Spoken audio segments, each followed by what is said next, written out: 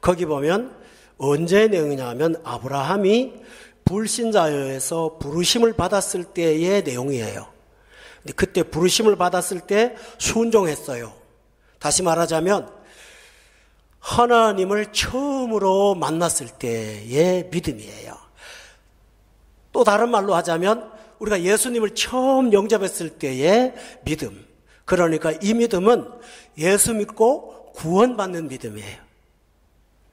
로마서 1장 17절에 보면 믿음으로 말미암아 믿음에 이르게 하고 의인은 믿음으로 산다. 이렇게 세 믿음이 나오는데 그중에서 믿음으로 말미암아의 믿음, 이것이 11장 8절에 나오는 믿음이에요.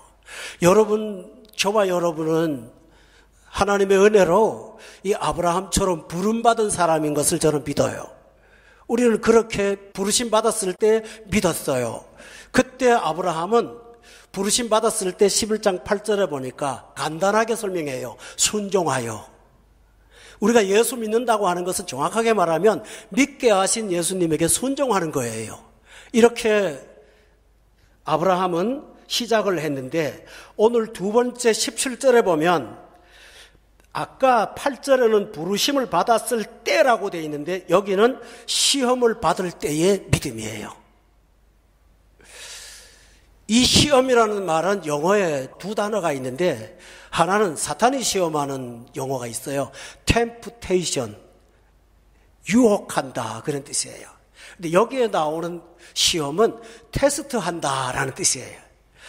temptation은 사람을 망하게 하는 데 목적이 있지만 테스트는 고등학교에서 대학교 갈 때 치는 시험과 똑같아요.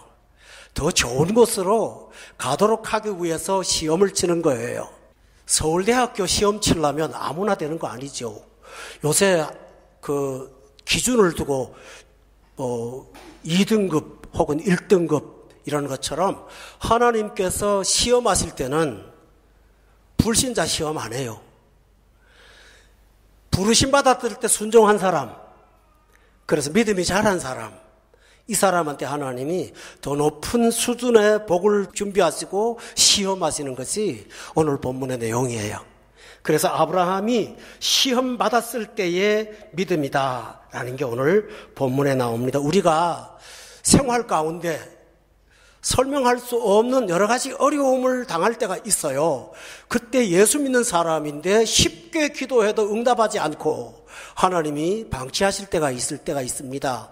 가끔은 그렇게 하셔서 그 어려운 고난을 통해서 우리 믿음을 더 올려주시고 키워주시는 때가 있는데 바로 아브라함이 그때의 하나님 앞에 믿음으로 하나님을 기쁘시게 한 내용이 오늘 본문 내용이 되겠습니다. 또 하나는 11장 8절을 보면 그때의 믿음은 받았을 때의 믿음이에요. 받는 믿음이에요. 여러분 예수 믿으면 전부 받는 거예요.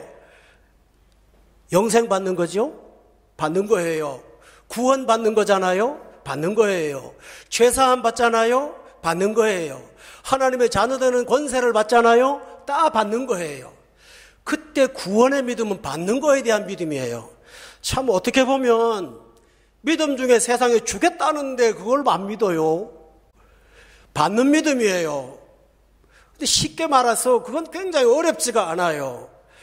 그런데 믿음이 자란 아브라함한테 하나님이 하시는 믿음은 오늘 17절에 보면 두 가지 용어가 반복돼요. 드렸으니라는 말이에요. 그러니까 이 믿음은 받을 때의 믿음이 아니라 드리는 거의 믿음이에요. 처음의 믿음은 받는 믿음이었는데 이번의 믿음은 드리는 것에 대한 믿음이에요. 그런데 드리는데 어떤 것을 드리냐 하면 17절에 보니까 이삭 드리는 거예요. 또 17절에 밑에 보니까 또 설명을 하기를 그 외아들 드리는 거예요. 여기서 여러분 잘 기억하시기 바랍니다. 아들인데 외아들이라는 말을 왜 강조할까요? 이삭과 비교할 수 있는 아들은 없어요. 하나밖에 없어요. 그러니까 선택의 여지가 없어요. 그런데 하나님이 그 하나밖에 없는 그 아들, 창세기 22장에 보면 너의 사랑하는 내 독자라고 말씀하시면서 너의 애정의 대상, 사랑의 대상, 바로 그 이삭 드리라 이렇게 말씀했을 때 아브라함이 순종한 믿음이 오늘 본문의 믿음이에요. 그러면 좀 더 구체적으로 살펴보죠. 여러분, 하나님이 드리라고 할 때 우리가 얼핏 생각하면 하나님이 참 해도 너무하신다 라는 생각을 할 수가 있겠죠. 그런데 정확하게 말하면 여러분 잘 생각해 보세요. 이삭은 부부 사이에 건강해서 자연적으로 출생한 자녀가 아닙니다. 본문 11장 11절에 보면 사라가 나이 많아 단산해서 잉태할 수 있는 힘이 끊어졌을 때 주신 기적의 아들입니다. 그렇다면 하나님이 드리라고 하는 것은 이삭이 아브라함의 것입니까? 하나님의 것입니까? 그러니까 하나님의 것입니다. 하나님의 것을 하나님께 달라고 하는 것입니다. 여러분, 우리가 신앙생활하면서 시간도 드리고 물질도 드리고 재능도 드리고 우리 자녀도 드립니다. 그런데 정확하게 거슬러 올라가면 내 소유가 아니라 하나님이 주신 것들을 달라고 하시는 것입니다. 사람이 드리기에 아까운 마음이 왜 들어가냐면 이것이 내 것이라는 생각을 가질 때는 드릴 수가 없습니다. 욥이 고통을 당할 때 유명한 고백을 했죠. 주신 자도 여호와요, 취할 자도 여호와이시니 내가 여호와의 이름을 찬송하리로다 라고 고백한 것처럼 우리가 하나님께 드리는 건 엄격히 말하면 우리 것을 드리는 것은 없어요. 그래서 바울 사도는 말하기를 너희가 가진 것 중에 받지 아니한 것이 있느냐라고 물을 정도로 하나님은 하나님의 것을 달라고 말씀하셨어요. 신약 성경에 보면 부자가 하나 나옵니다. 그 해에 소출이 많아서 그 많은 곡식을 쌓아둘 창고를 지을 계획을 했습니다. 그런데 그 계획으로 끝나지 않고 이 창고에 내 곡식을 잔뜩 넣어놓고 내 영혼아 수고했으니까 먹고 마시고 즐기자라고 독백을 합니다. 그때 하나님께서 그 부자를 향하여 이렇게 말합니다. 어리석은 자여, 오늘 밤 너의 영혼을 내가 찾으면 이것이 누구의 것이 되겠느냐고요. 따라서 우리가 신앙생활을 하면서 이런 믿음의 문제 앞에 맞닥뜨릴 때 이것이 내 것이 아니라 하나님의 것이라는 인식을 바꾸면 이 믿음에 능히 합격할 수가 있습니다. 하나님은 이렇게 하심으로 인해서 다음 단계의 삶을 여러분으로 이끌어 가실 줄로 믿습니다. 이것이 하나님이 하시는 일이므로 여러분, 하나님께서 요구하실 때 받는 믿음도 중요하지만 드리는 믿음에 승리하시고 하나님을 기쁘시게 하는 저와 여러분 되시기를 주의 이름으로 축원합니다. 이것이 아브라함이 받은 시험이었습니다. 그런데 아브라함은 이 시험을 받았을 때에 많은 시간 고통을 받거나 갈등을 하지 않았습니다. 오늘 본문에 보면 17절에 아브라함은 시험을 받을 때에 믿음으로 이삭을 드렸다라고 기록되어 있습니다. 여러분, 우리가 상식적으로 생각할 때 어떻게 드릴 수 없는 것을 드리는데 이렇게 쉽게 순종할 수가 있었을까라고 생각합니다. 그런데 성경은 아브라함이 순종할 수 있었던 몇 가지 이유를 설명하고 있습니다. 여러분이 그것을 붙잡으면 믿음에 승리할 수가 있습니다. 첫 번째는 17절에 아브라함이 시험 받을 때 믿음으로 드린 것입니다. 여기서 믿었다는 말은 단순합니다. 드리라고 하시는 하나님을 믿은 것입니다.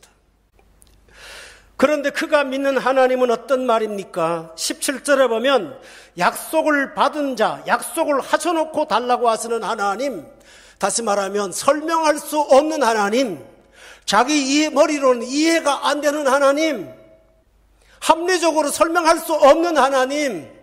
우리가 성경을 통해서 만나면 여러분의 작은 머리 갖고는 하나님을 다 이해할 수가 없거든요. 그때 여러분은 설명이 될 때까지 기다릴까요? 아니에요. 설명하지는 못해도 이해할 수는 없어도 나는 그렇게 말하신 하나님 자체를 믿는 믿음, 아브라함이 그 믿음으로 하나님의 요구에 응했습니다. 여러분, 믿음으로 단순하십시오. 그것이 굉장히 중요합니다.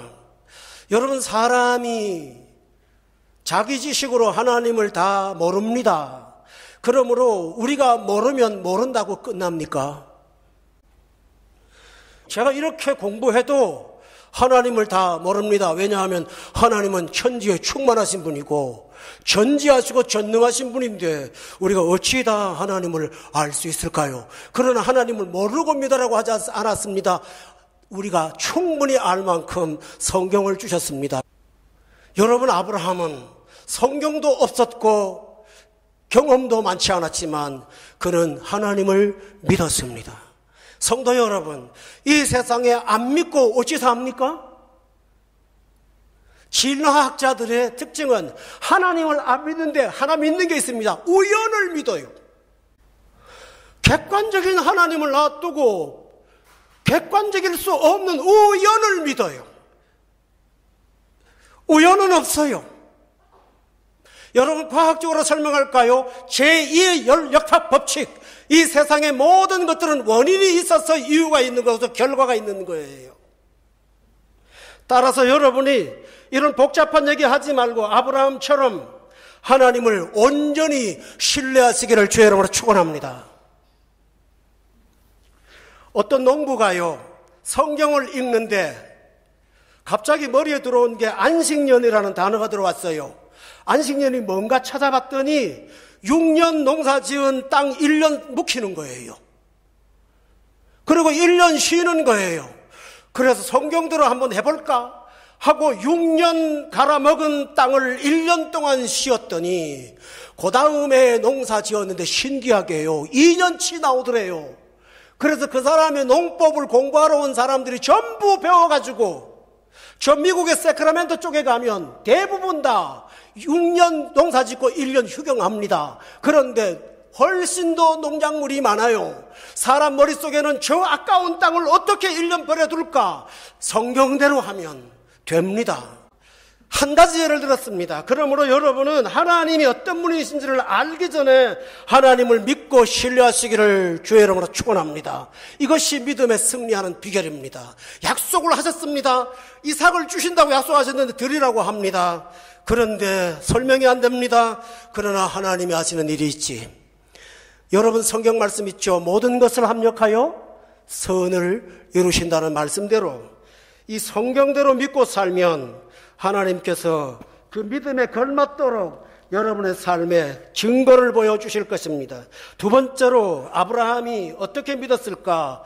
말씀을 통해서 믿었습니다. 여러분, 하나님은 그냥 무조건 믿으라고 하지 않습니다. 18절에 보세요. 그에게 이미 말씀하시기를 라고 했습니다. 이 말이 뭘까요? 명령하시기 전에 말씀 먼저 하셨습니다. 여러분, 하나님에 대해서 의심되면 이미 말씀하신 성경 열어보세요. 그러면 거기 다 있습니다. 우리에게 일어난 문제가 난제가 있습니까? 성경을 열어보세요. 그 안에 하나님이 이미 하신 말씀이 들어있습니다. 태양을 안 보면서 어떻게 태양을 말할 수 있겠습니까? 그러나 아브라함은 이미 하신 말씀을 그는 기억하고 믿었습니다. 하나님이 어떻게 하실 건가에 대한 관심보다는 하나님이 이미 말씀하셨기에 그는 말씀을 듣고 믿었습니다. 따라서 여러분이 할 일은 믿음은 들음에서 나는 것입니다. 우리나라의 최장수 물건 중에 하나인 모나미 볼펜 부속 6개로 1960년대 초반에 생산한 것이 지금도 생산이 되고 있고, 그 모나미 볼펜 파는 것을 일렬로 나열하면 지구 8바퀴를 돌 만큼 많이 팔았다고 합니다. 온갖 첨단 필기도구가 나오는 데에도 그 볼펜의 장수 비결을 아무도 설명할 수 없답니다. 무식한 얘기 같습니까? 근데 그 볼펜에 보면 153이라는 숫자가 새겨져 있습니다.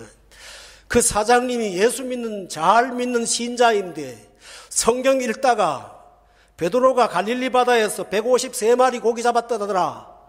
그게 무슨 자기하고 뜻이 있는 것도 아니고, 근데 그 숫자가 마음에 들어서 자기 볼펜에다가 153 새겼습니다. 그리고 하나님을 거기다가 붙잡았습니다. 신기한 일은 지금 우리가 받은 결과입니다. 설명할 수 없는 일들이 하나님과 관련 속에 진행되고 있음을 믿으시기를 주의 이름으로 축원합니다. 여러분, 하나님이 이미 하신 말씀이 18절에 뭘까요? 너의 자손이라 칭할 자는 이삭으로 말미암을 것이다. 분명히 말씀하셨습니다. 달라고 하시는데 하나님의 말씀이 먼저 있었습니다. 그래서 그는 그 말씀을 들었기에 세 번째로 하나님께서 말씀하셨지만 하나님이 하라고 하시면 하나님의 능력이 있을 거라는 것을 믿었습니다. 그래서 세 번째로 보면 그는 19절에 보니까 하나님이 능히 이삭을 죽은 자 가운데서 다시 살릴 줄로 생각을 했다고 그는 기록하고 있습니다. 여러분, 하나님 말씀 듣고 돌아보니까 하나님은 능력이 있습니다. 어떻게 해요? 이삭이 산자의 몸에서 나온 것이 아니고 죽은 자의 몸에서 나왔습니다. 다시 말하면 이삭의 생명은 부활의 생명입니다. 그렇다면 죽은 자에게서도 나오게 하신 하나님이 또 살리지 않겠느냐는 것을 믿었습니다. 여러분, 바로 이것입니다. 그러므로 성경이 막연합니까? 하나님 무조건 믿어 그럽니까? 아니에요. 이미 말씀하시고요, 그리고 이미 체험한 증거가 있습니다. 여러분의 삶에 경험한 하나님의 은혜가 있고 들은 말씀이 있다면 무엇보다 더 중요한 증거가 어디 있겠습니까? 그러므로 여러분이 말씀과 지나온 세월의 삶을 돌아보시면서 역사하시는 하나님을 신뢰하시고 믿으시기를 주의 이름으로 축원합니다. 이것입니다. 오늘 짧은 말씀으로 결론을 내리겠습니다. 아브라함이 하나님 말씀대로 자식 데리고 산에 올라갔습니다. 그런데 바쳤습니다? 아닙니다. 칼을 들고 치려고 하는 시간에 저 하늘에서부터 급한 소리가 들렸습니다. 아브라함아, 하지 말라고. 그리고 난 다음에 아브라함이 숲을 사이에 걸려있는 양 한 마리를 발견했습니다. 하나님이 그것을 아들 대신 바치라고 명령하셨습니다. 정확하게 말하면 이 시험의 결과는 드린 것이 있나요? 없습니다. 드린 것, 희생한 것, 여러분에게 손해본 것 있나요? 없습니다. 있지 않습니다. 신기하게요, 하나님 앞에 시간을 드리면 시간에 쫓기지 않습니다. 물질을 드리면 물질에 끌려다니지 않습니다. 여러분의 재능을 드리면 더 탁월하게 쓰시는 분이 하나님이십니다. 오늘 우리 하나님은 여러분의 것을 원하시는 것이 아니라 영이신 하나님이 그것이 무엇이 필요해서요? 바로 우리 믿음을 키우시기 위한 하나의 방법이라는 사실을 믿으시기 바랍니다. 실제로 체험하게 하셔서 더 큰 것을 받게 하시는 하나님이 바로 나의 하나님이심을 믿으세요. 진짜 중요한 결론이 하나 있습니다. 하나님은 이 이야기를 흉내로 끝내지 않았습니다. 아브라함한테는 흉내를 내게 하셨지만 하나님은 그 일을 친히 하셨습니다. 첫째, 아브라함이 이삭을 데리고 온 갈대아 모리아산 꼭대기는 훗날 골고다 언덕이라는 정설이 있습니다. 바로 그 자리에 이삭을 바치라고 하신 하나님께서 당신의 아들 예수 그리스도를 우리의 죽음의 대속물로, 죄의 대속물로 하나님이 실제로 들이셨습니다. 그리고 죽은 지 3일 만에 무덤에서 그를 일으키셔서 살리심으로 죽은 자 가운데 살아나게 하신 전능의 역사를 예수 그리스도가 실제로 하도록 역사하셨습니다. 성도 여러분, 여기서 원리가 있습니다. 나는 흉내를 내지만 하나님은 실제로 행하시고 그 행하신 것을 나의 것으로 주신다는 사실을 믿으세요. 하나님이 하시고 내 거라고 하십니다. 오늘 결론 중에 최종의 결론이 있습니다. 하나님이 왜 아브라함한테 이런 일을 명령하셨을까요? 하나님은 말씀하셨습니다. 네가 네 아들보다 나를 더 경외하는 줄을 이제 알았노라.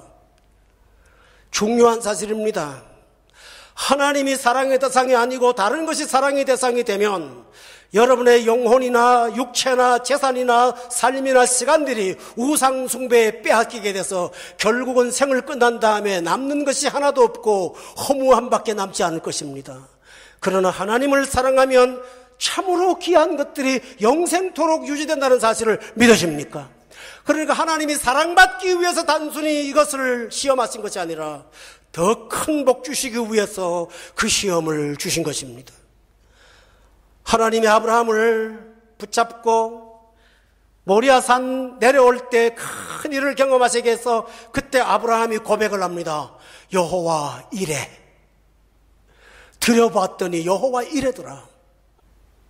또 하나 있습니다. 하나님이 친히 말씀하셨죠.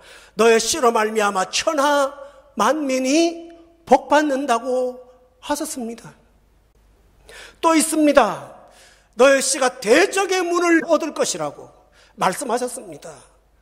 하나님 말씀에 순종해서 3일 길을 걸어 모리아산 올라갔던 아브라함에게 하나님은 이와 같은 큰 축복을 허락하시고 생을 결산하셨습니다. 어떤 신학자가 오늘 본문을 매개하면서 그런 얘기를 하더군요. 성경을 찾아보니까 하나님이 구체적으로 아브라함한테 5번 나타나셨대요. 5번 나타났는데 이 모리아산에서 나타난 게 제일 마지막이었답니다. 그래서 제가 성경을 찾아봤어요. 봤더니 그날 이후에 아브라함의 삶은 향수하고 죽었더라. 그거밖에 없어요. 하나님께서 그 시험을 통과한 아브라함에게 그의 삶의 노후를 얼마나 크게 보장하셨는지 성경은 일러주고 있습니다. 오늘 성도 여러분, 받는 것도 쉽지 않습니다마는 드리는 믿음에 순종하셔서 하나님 기쁘시게 하고 저와 여러분이 아브라함 같은 삶, 아브라함의 인생, 여러분의 것이 다 되시기를 주 예수 이름으로 축원합니다. 기도하겠습니다.